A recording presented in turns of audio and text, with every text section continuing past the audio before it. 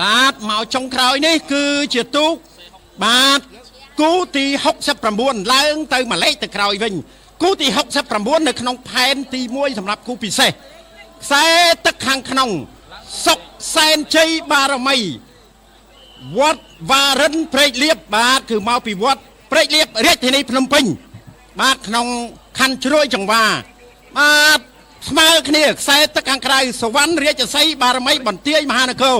បាទបន្ទាយមហានគរមកពីខេត្តបន្ទាយមានជ័យបាទមហានគរមែនបាទនៅពេលនេះឃើញថាសុកសែនជ័យបារមីវត្តបារិនព្រែកលៀបឧបត្ថម្ភដោយអាយដាមទេសរដ្ឋមន្ត្រីយឹមគូទី69បាទគូទី69លបឿន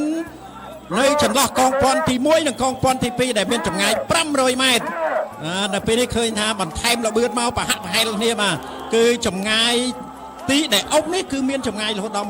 1700ម៉ែត្របាទពីខ្សែចេញដំណើរមកដល់កងពាន់ទី1 1000ម៉ែត្រពីកងពាន់ទី1មកកងពាន់ទី2 500ម៉ែត្រពីកងពាន់ទី2មកខ្សែប្រត់គឺ200ម៉ែត្រ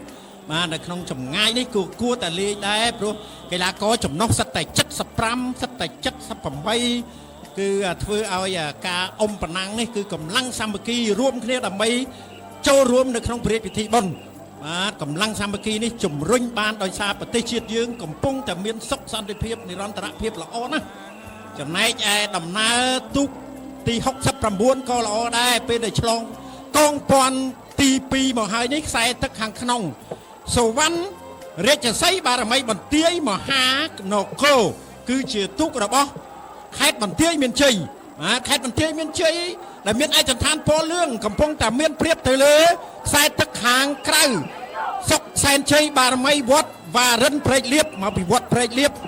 បាទឧបត្ថម្ភដោយអាយដាមទេសរដ្ឋមន្ត្រីយឹមណូឡាប្រធានក្រុមប្រឹក្សាសេដ្ឋកិច្ចនិងសង្គមកិច្ចនិងវប្បធម៌បាទដល់ពេលនេះឃើញថាខ្សែទឹកខាងក្រៅបាទដែលមកពីព្រែកលៀបបង់ចាញ់ទៅលើសវណ្ណរាជសីបារមីបន្ទាយមហានគរទាំងពីរជើង